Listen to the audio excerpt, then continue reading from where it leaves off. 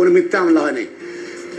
উনি আমার এলাকায় চাটকিল সোনামুড়ি নির্বাচনী এলাকায় সোনামুড়িতে ওনার আত্মীয় আছে, এটা খবর নিয়ে দেখেন।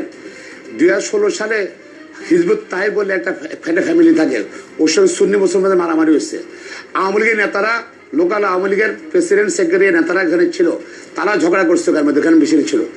আজকে কি করছে, আমার প্রত্যেক ইউনিয়ন থেকে ভোটের নির্বাচনের 8-10 প্রতিবেদন করে সোনামুড়ির চাটখিলের থেকে প্রতিবেদন করে নিচ্ছে, সেনবাগ থেকে নিচ্ছে, 4 থানা থেকে নিয়ে তারা এখানে চার্জশিটের চেষ্টা করছে। কেন? নির্বাচনের সামনে রেখে। আপনি খবর নিয়ে দেখেন, এবং আপনি পারেন বিচার করতে হতে থামাতে পারবেন? সেই পুলিশ অফিসার যে আয়ুষ সাহেব এটা করছে সম্পূর্ণ রাজনীতির কারণে করছে। আমি একটা এক্সাম্পল দিচ্ছি, আমার সামনে আছে। এই যে ও একজন নুরুল ইসলাম, কামরাগী থানায় মামলা, কামরাগী চর থানায় মামলা হয়েছে। নুরুল ইসলাম মারা গেছে, এটা ঢাকা আজিমুল গোরস্থানের সার্টিফিকেট কবর দেওয়া হয়েছে, এটা তাদের দলিল কাগজ। আগস্ট মাসে আর সেপ্টেম্বর মাসে মামলা হয়েছে তার বিরুদ্ধে, এবং তার প্রতি এই নুরুল ইসলামের মামলা হয়েছে বাবা আব্দুল ওয়াহাব। দেখেন এখানে আমি দেখাচ্ছি যে সার্টিফিকেট কবর দেওয়া হয়েছে তাকে, তার বিরুদ্ধে মামলা হয়েছে। এরকম সারা বাংলাদেশে এরকম হয়েছে। আপনারা বিচার বিভাগকে, পুলিশ কিভাবে ব্যবহার করছেন আপনারা? তো আমার মনে হয় আপনি যদি শহীদ সাহেব যদি আপনার সোনামুড়ি চেক করেন যদি, তাহলে পাবেন যে কিভাবে প্রস্তুতি নিচ্ছে নির্বাচনের সামনে রেখে প্রত্যেক ইউনিয়নের রাজনৈতিক কর্মীদেরকে মিথ্যা মামলায় চার্জশিট জমা করার জন্য, ওই মামলার জন্য। আমি মনে করি আপনি সরকারের খুব প্রভাবশালী লোক, দয়া করে আমার এলাকার মানুষকে বাঁচান, মিথ্যা মামলা জড়িত করছে, আর সারা দেশে করছে লক্ষ লক্ষ মানুষকে। তো এটা হলো। আর যেটা বলছেন আপনার, আমি ওই যে 21 আগস্ট বলতে চাই যে রাইটার ডিফেক্টিভ আমরা মনে করি, আমি একজন আইন হিসেবে মনে করি যে অ্যাম্বুলেন্সে করে বলেছে হাওয়া বনে গিয়েছে, সে অ্যাম্বুলেন্সের নাম্বারও আনা নেই, ড্রাইভারও আনা নেই, ড্রাইভারকে সাক্ষী দেয়নি, সেটা নট প্রুভড, সেটা এবং পুরো ডিফেক্টিভ। তাহলে আমার কেউ ইনভলভ করলেন? আপনার মুফতি হান্নানকে রেখে রাখতেন যদি, বাঁচিয়ে রাখতেন যদি, 342 দিতে যদি, তখন আপনি বুঝতে পারতেন মুফতি হান্নান তাদের আগের বক্তব্য ঠিক সঠিক নাকি বলতে পারতো। তাকে আগে তারে কিল করেছেন আপনার, বা আপনার ফাঁসি দিয়ে দিচ্ছেন। সুতরাং রাইটার ডিফেক্টিভ, এটা সময় বুঝতে পারবেন আপনি। আর যেটা আমি বলেছি, আপনারা আওয়ামী লীগ নেতারা রাজনীতি করবেন, মন্ত্রী বক্তব্য দিয়ে না দিয়ে বিএনপির বিরুদ্ধে, নিশ্চয়ই বিএনপির লোক, বিএনপি নেতারা আওয়ামী লীগের রাজনীতি এটা প্রতিহত করবে, উত্তর দেবে, সেটাই বুঝেছি। আর আইনগত হবে, সময় আসে প্রমাণিত হবে তারেক রহমান নির্দোষী মামলা ইনশাল্লাহ। আর যেটা হলো জোট, কিসের গণতন্ত্র বাংলাদেশে? বাংলাদেশ গণতন্ত্র আছে, আইনের শাসন আছে। সারা বাংলাদেশে আওয়ামী লীগ মিছিল করছে আজকে, পারমিশন নিয়েছে পুলিশের। আর একটা মিছিল করতে কোথাও দিয়েছেন আপনি? মিছিল করার কোনো পরিকল্পনা ছিল না। রায়ের বিরুদ্ধে আমরা মিছিল করবো না, মিছিল করার কোনো পরিকল্পনা নাই। আমরা আওয়ামী লীগ যে কথাগুলো বলছে সেটা উত্তর দিতে চাই রাজনৈতিকভাবে। আমার মনে হয় বিএনপি এটা বলতেছে মাহবুবুদ্দিন খোকন, আমার প্রশ্ন কিন্তু ছিল যে আপনারা যে কর্মসূচি করবেন বা যে আন্দোলনে যাবেন, সেটা থেকে আপনারা শুধু বিএনপির যে নিজস্ব কর্মসূচি সেটাকে প্রাধান্য দিবেন, না জোটবদ্ধ যে আন্দোলন কর্মসূচি সেটাকে প্রাধান্য দিবেন? কোন দিকে আসলে আপনারা যাবেন? আন্দোলন মানে কি? আওয়ামী লীগের বক্তব্য, রাজনৈতিক বক্তব্য, এর আগে কেন্দ্র করে আওয়ামী লীগ যে মিথ্যা বক্তব্য রাখবে নির্বাচনের সামনে রেখে, এর উত্তর দেবে বিএনপি, এর প্রতিবাদ জানাবে। অন্য কিছু রায়ের বিরুদ্ধে, কিছু রায়ের বিরুদ্ধে রায় সহমতি দেখা যাবে, এর তার গভর্নমেন্টের বিরুদ্ধে কিছু নেই। আর যেটা আন্দোলন, যেটা আজকে ডেমোক্রেসি নেই দেশে, আইনের শাসন নেই, স্বাধীন বিচার ব্যবস্থা নেই, গণতন্ত্র নাই, মানবাধিকার নাই, এগুলো পুনরুদ্ধারের জন্য, এগুলো পুনরুদ্ধারের জন্য এবং সংবিধানের, এই সংবিধানের, বাংলা সংবিধানের অধিকার যেটা পুনঃপ্রতিষ্ঠার জন্য আমরা জোট করতে যাচ্ছি, কার্যক্রম আগাচ্ছে।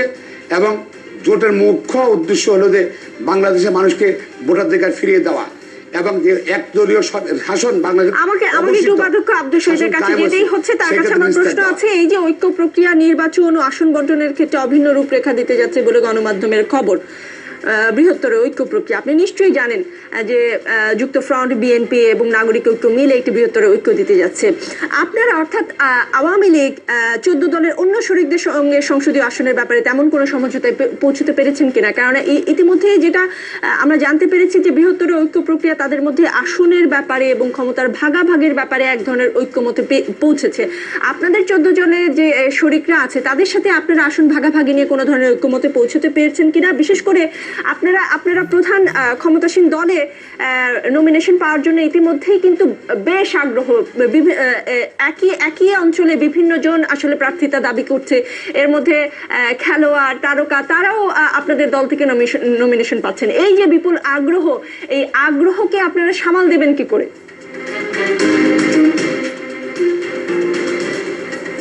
ধন্যবাদ। এখানে আপনি যে কথাটা নির্বাচন সম্বন্ধে তুলেছেন, বাংলাদেশ আওয়ামী লীগ সবসময় সুষ্ঠু এবং নিরপেক্ষ অংশগ্রহণমূলক নির্বাচনে বিশ্বাস করে।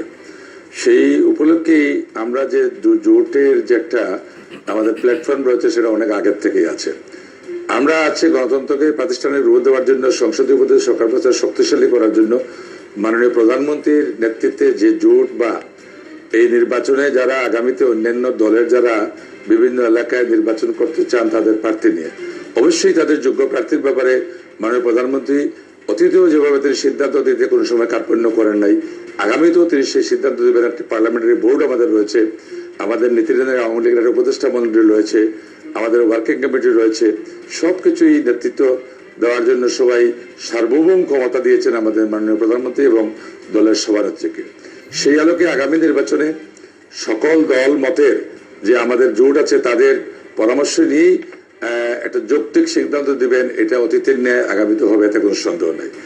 আমার আরেকটি প্রশ্ন হচ্ছে যে এই যে 20 দলের জোট বা আরো যারা জোট করতেছেন, বিএনপি সরওয়ার্দীদের সবাই 7 দফা দিয়েছে, ঐক্য জোট তারা আবার 5 দফা দিয়েছে। তাদের দফা কতটা এটা আগে ঠিক করতে হবে, তারপরে ঐক্য হবে। এবং আমরা মনে করি যে আওয়ামী লীগ বা আওয়ামী লীগের সরকারকে এই যে সকল রাজনৈতিক দল গণতান্ত্রিক দল হিসেবে যেভাবে সমীহ করে তারা বড় জোট করে আগামী নির্বাচনে একটা ধাক্কা দেওয়ার চেষ্টা করছে, এটা কিন্তু গণতন্ত্রের জন্য আলামত খারাপ নয়। তবে নির্বাচনে অংশগ্রহণ করার জন্য তাদের যে সদিচ্ছার প্রয়োজন, সেটা যদি তারা নির্বাচনকে ভয় না করে এবং আন্দোলন সংগ্রাম আগুন সন্ত্রাস হিসেবে তাদের জনগণের যে বিরূপ মনোভাব তাদের উপর, সেটাকে তারা গায়ে জ্বর মনে করে যদি আগামী নির্বাচনে আসতে না চায়, তারা কিন্তু ক্ষতিগ্রস্ত হবে অতীতের ন্যায় আবারও। আমি মনে করি যে আমাদের মাননীয় প্রধানমন্ত্রী তিনি কদিন আগেই আপনাদের সংবাদ সম্মেলনে তিনি বলেছেন যে একটি নির্বাচনে একটি রাজনৈতিক অংশগ্রহণ করা তার নিজস্ব দলীয় সিদ্ধান্তের ব্যাপার। আর নির্বাচন কমিশন হচ্ছে, আপনি দেখেন যে কোনো টুর্নামেন্টে খেলা হয়, 2 দল খেলায় অংশগ্রহণ, একজন রেফারি বাঁশি বাজায়, কিন্তু টুর্নামেন্ট কমিটি থাকে। তাইলে আগামী নির্বাচন শেখ হাসিনার সরকারে অনুষ্ঠিত হবে, ইলেকশন কমিশন রেফারি হিসেবে দায়িত্ব পালন করবে, খেলা পরিচালনা করবে, খেলার রেজাল্ট দিবে। আর সরকার যেহেতু টুর্নামেন্ট কমিটিকে যদি আমি তুলনা করি, তাহলে সরকার তো শেখ হাসিনা আছেই। এবং আর্টিকেল 57 এই সংবিধানে যে বিধান আছে যে একটা নির্বাচন হওয়ার পরে পরবর্তী সরকারের কাছে প্রধানমন্ত্রী ক্ষমতা হস্তান্তর করবেন। আপনি বলছেন যে স্বাভাবিক নিয়মে সংবিধান অনুযায়ী আগামী নির্বাচন হতে যাচ্ছে। আমি ডাক্তার সাখাওয়াত হোসেন শান্তর কাছে ফিরতে চাই। তার কাছে আমার 2টি প্রশ্ন। প্রথম প্রশ্ন হচ্ছে যে কয়েকদিন আগে প্রায় বছরখানেক পর উন্মুক্ত স্থানে সমাবেশ করলো বিএনপি। এর মধ্যে একদিন ছোটখাটো মিছিলও করেছে পান্থপথে। আপনার কি মনে হচ্ছে সরকার কিছুটা নমনীয়? আর দ্বিতীয় যে প্রশ্নটি আমার, সেটি হচ্ছে যে বিএনপি তো বৃহত্তর ঐক্য প্রক্রিয়ার সঙ্গে যৌথ কর্মসূচি দেওয়ার কথা, নিজস্ব কর্মসূচির কারণে সেখানে কোনো টানাপোড়েন দেখা যাবে কিনা? জি, আপনাকে ধন্যবাদ। সরকার নমনীয় যে সেই নমুনা তো আমরা সরকারের কার্যক্রমে আসলে দেখছি না। যদি নমনীয় হতো তাহলে যে গায়েবী মামলা এবং ব্যাপক হারে গ্রেফতার সেটি কিন্তু হতো না। সেই ক্ষেত্রে দেখেন, আপনি একটু আগে যে আমাদের উপাধ্যক্ষ আব্দুস শহীদ উনি বলছিলেন, দীর্ঘদিনের রাজনীতির সঙ্গে যুক্ত মানুষ, বলছিলেন যে যদি নাশকতার পরিকল্পনা হয় সেখানে পুলিশ তো নাশকতা প্রতিরোধ করবার জন্য আগেভাগে ব্যবস্থা নিবে, তাদের কাছে গোয়েন্দা তথ্য থাকলে মামলা দিবে, সেটা ঠিক আছে, মানলাম এই পর্যন্ত। কিন্তু এই নাশকতার পরিকল্পনার বাইরেও আপনি যেই সব জায়গায় পুলিশের কাজে বাধা দেওয়া, ককটেল ফোটানো, নাশকতা সংগঠিত করা, এইসব যে মামলা দেওয়া হয়েছে, যেখানে এজাহার উল্লেখ করা হয়েছে রেল লাইন উপড়ে ফেলানো, হামলা চালানো, সেই সব সারা দেশে আপনার সংবাদ মাধ্যমের কোনো মাধ্যম কি এর কোনো নজির পেয়েছেন যে এরকম কোনো ঘটনা ঘটেছে? কেউ কিন্তু বলতে পারছে না যে হ্যাঁ এই এজাহার অনুযায়ী ওইখানে এরকম একটা ঘটনা ঘটেছে। তার মানে ঘটনাই ঘটেনি, সেই মামলা কি করে দিচ্ছে? সেই বিষয়টা আমি জনাব আব্দুস শহীদের কাছে এই প্রশ্নটা রাখতে চাই যে ওই মামলাগুলোকে ওনারা রাজনীতিবিদ হিসেবে কিভাবে দেখেন? কারণ ওনারা চিরদিন তো ক্ষমতায় থাকবেন না, অন্যরাও আসবে। আমরা এই রাজনৈতিক কালচারের পরিবর্তন চাই, সেটা ওনারা চান কিনা। এবার আসেন আপনি সরকার যে এই বিএনপির সভা সমাবেশ বা ঐক্য প্রক্রিয়া, ঐক্য প্রক্রিয়া একটা বিষয়ে কিন্তু দেখেন সরকারের এই বিরুদ্ধে একটা বিষয়ের সমস্ত দলের সরকারের সঙ্গে জোটবদ্ধ যে সরকারের শরিক যেই দল কয়টি তারা ছাড়া বাকি সবার মধ্যে কিন্তু একটা ঐক্য হয়েই আছে অলরেডি। সেটা কি? সেটা হচ্ছে এই সরকারের সময়ে ভোটের অধিকার একেবারেই ধূলিসাৎ হয়ে গেছে। মানুষ তার পছন্দ মতো ব্যক্তিকে ভোট দিতে পারছে না, মৃত ব্যক্তি এসে ভোট দিয়ে যাচ্ছে, তারাও ভোটার হয়ে যাচ্ছে এদের সময়ে। সেই পরিস্থিতিতে এই ভোটের অধিকার আদায়ের জন্য, গণতান্ত্রিক পরিবেশ ফিরিয়ে আনার জন্য, গুম খুন হত্যার এই যে এক্সট্রা জুডিশিয়াল কিলিং এইসব বন্ধ করবার জন্য সরকারের এই সুবিধাভোগী বা তাদের ক্ষমতার অংশীদার গ্রুপ ছাড়া বাকি সবাই কিন্তু অলরেডি এক সুরেই কথা বলছে।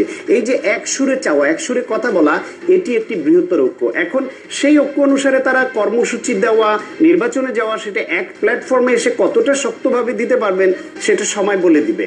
আর সরকার যদি একটু এই নির্বাচনের সময়ে তারা যদি বিরোধী দলের প্রতি সহনশীল না হয়, যেটা শাবান মাহমুদ ভাই যেটা বলছিলেন, ওনাকে আমি ধন্যবাদ জানাই, তিনি যথার্থ বলেছেন যে বিএনপিকে যদি শান্তিপূর্ণ রাজনৈতিক কর্মসূচি পালন করতে দেয়া হয়, এই দলটি তাদের যে কর্মী সংখ্যা, নেতার সংখ্যা, তাদের যে অবস্থা, তারা সক্ষম, অর্থাৎ সরকার দিচ্ছে।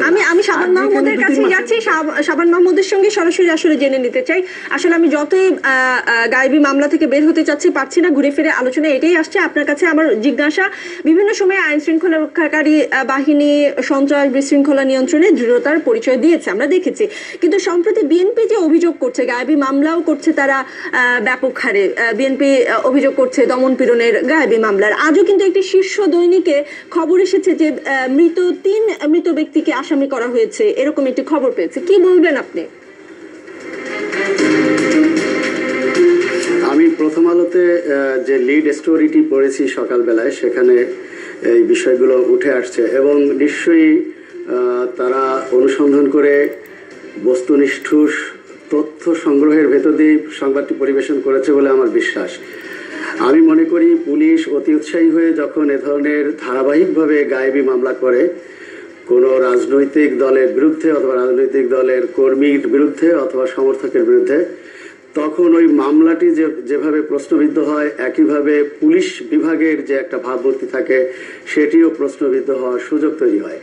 আমার মনে হয় যে বিএনপি যে গায়েবী মামলার অভিযোগগুলো আনছে, মাহমুদুল খোকন সাহেব কয়েকটি উদাহরণ টেনে বলেছেন, এরকম তথ্য পরিবেশনের মাধ্যমে, তথ্য সংগ্রহের মাধ্যমে বিএনপির উচিত হবে সেগুলো পুলিশ বিভাগের কাছে বা সংশ্লিষ্ট থানায় উপস্থাপন করা, যে দয়া করে তারা ইতিমধ্যে রিট করেছে, গায়েবী মামলার বিরুদ্ধে রিট করেছে, সেই রিটের দ্বিধাবিভক্ত রায়ও এসেছে। আমি জেনেছি, তবে আমি মনে করি যে অবশ্যই আইন শৃঙ্খলা রক্ষাকারী বাহিনী যদি মনে করে যে কারো কারো আচরণে সন্দেহজনক আচরণ তারা প্রকাশ করছে অথবা সামনে নির্বাচনকে ঘিরে কোনো ধরনের নাশকতায় জড়িয়ে পড়তে পারে, সেই সব ক্ষেত্রে আইন শৃঙ্খলা রক্ষাকারী বাহিনী তাদের মতো করে সিদ্ধান্ত নেবে। কিন্তু গায়েবী মামলা যেগুলো হচ্ছে, বিএনপির সকল অভিযোগ যে সত্য সেটি আমি কোনোভাবে বিশ্বাস করতে চাই না। কারণ বাংলাদেশের রাজনৈতিক সংস্কৃতিতে বিরোধী দল থেকে অনেক সময় অনেক অভিযোগ আনা হয় এক ধরনের সরকারের উপর প্রেশার ক্রিয়েট করার জন্য। তবে যে বিষয়গুলো একেবারে প্রমাণিত সত্য, সেই গায়েবী মামলার আসামিদের আমি মনে করি যে কনসিডারেশন আনা উচিত।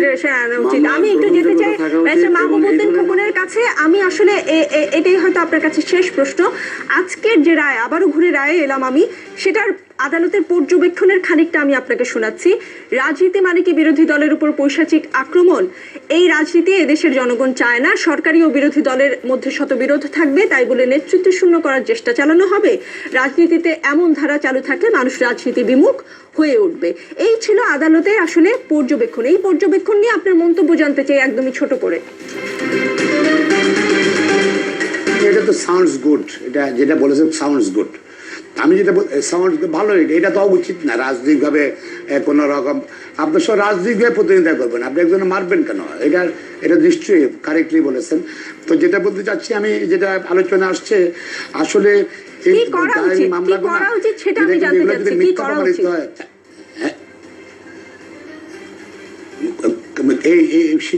নিশ্চয়ই এটা হওয়া উচিত না। রাজনৈতিকভাবে আপনি একদম আপনার প্রতিদ্বন্দ্বীকে আপনি মেরে ফেলবেন নাকি আপনি? এবং এটা আমি আবার বলতেছি, তারেক এই মামলাটার সঠিক বিচার উচিত ছিল। তারেক রহমানকে জড়িয়েই এটাকে রাজনৈতিক কালার দিয়েছে নির্বাচনের সামনে রেখে। এটা হওয়া উচিত হয়নি, মামলাটা ক্ষতিগ্রস্ত হয়ে গেছে এবং জাজমেন্টটাই দেখবেন কোশ্চেনেবল হয়ে গেছে আমি মনে করি।